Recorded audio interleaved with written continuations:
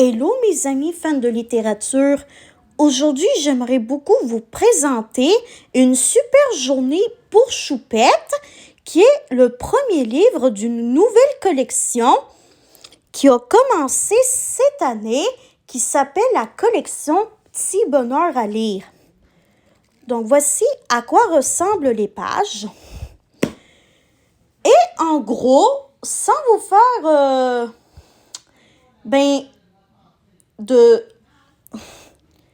de spoiler, parce que c'est pas bien de spoiler des moments de films ou de livres à des personnes qui n'ont encore jamais écouté les films et qui n'ont jamais lu les livres. Sans vous spoiler, Choupette, elle vit différents moments difficiles dans sa journée et elle se rappelle qu'elle ne peut pas tout contrôler qu'est-ce qui arrive dans sa journée. Parce que, non, les amis, on ne peut pas absolument tout contrôler dans nos journées. Mais par contre, ce qu'on peut contrôler, en revanche, c'est premièrement, comment est-ce qu'on réagit par rapport à qu'est-ce qu'on ne peut pas contrôler. Et deuxièmement, les moyens qu'on trouve pour pouvoir faire face à ces difficultés, pour pouvoir après ça, pouvoir vivre notre journée normalement. Et en plus, c'est écrit ici, dans la vie, il y a des hauts et des bas. Il y a des grandes joies et des peines. Il n'a jamais rien de parfait. Ça, c'est vrai. Une vie parfaite, je vous le rappelle, ça n'existe pas. Mais heureusement, chacun et chacune peut trouver son petit bonheur. Donc, voici les personnages principaux de l'histoire qui sont Choupette, la personnage qui est sur la première de couverture, Loulou, Sol, Bouboule et Pépite. Donc, voilà. En fait, en gros, qu'est-ce que Choupette nous enseigne là-dedans? C'est que, oui, on peut vivre toutes sortes d'émotions dans la journée à cause de difficultés, d'imprévus, bref, de choses qu'on ne voulait pas que ça nous arrive et qu'il y a des choses qu'on ne peut pas contrôler, c'est-à-dire les imprévus et les difficultés. Mais par contre, ce qu'on peut contrôler, c'est premièrement comment on fait pour avoir des réactions modérées par rapport à qu'est-ce qu'on vit, même si je sais que ce n'est pas toujours simple d'avoir des réactions qui sont modérées par rapport à qu'est-ce qu'on vit de difficile ou de différent que d'habitude. Et que la deuxième chose qu'on peut contrôler, c'est d'apprendre à trouver des solutions pour régler ces problèmes.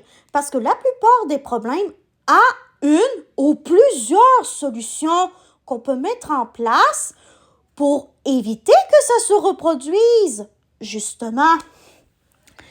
Et vraiment, je trouve ça bien qu'il y ait cette collection-là pour justement nous rappeler que c'est important de se trouver des petits bonheurs dans la journée, malgré ce qu'on peut vivre de désagréable. Et ça s'appelle la gratitude. Autrement dit, c'est le fait d'analyser chacune des émotions qu'on a vécues dans la journée qui a été associée à un moment agréable ou désagréable, puis qu'on choisit le moment qu'on a trouvé le plus agréable pour nous, puis qu'on remercie l'univers de nous avoir offert ce moment-là. Je sais que c'est pas toujours facile à mettre en place la gratitude. Et c'est pour ça que pour pratiquer la gratitude, il existe des carnets de gratitude. Par exemple, mon année 2026 est Nebulous Stars, dans lequel je colorie mes émotions sur un dessin à chaque jour en me filmant en train de vous montrer mes émotions de la journée. Et après ça, quand j'ai fini de colorier mes émotions de la journée sur mon dessin, je m'en vais à la page, le meilleur moment de ma journée, et je choisis au hasard un moment dans ma journée que j'ai trouvé plus agréable que les autres. Après ça, je l'écris, puis je vous le mentionne. Donc, voilà, morale de l'histoire, c'est que oui, on peut vivre toutes sortes d'émotions dans la journée, que les émotions, peu importe qu'elles soient agréables ou désagréables, elles sont humaines, mais que par contre, il faut doser ses réactions par rapport à ces difficultés et qu'il faut essayer de chercher des solutions.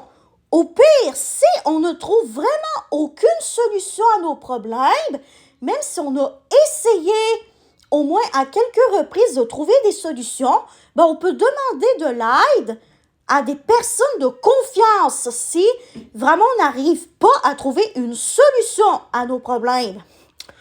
Donc, j'espère que cette critique littéraire vous aura plu et bye bye mes amis fans de littérature, je vous aime tous et toutes. Bye bye, on se retrouve ce soir pour le bilan quotidien de ce soir ainsi qu'une prochaine critique littéraire. Bye bye!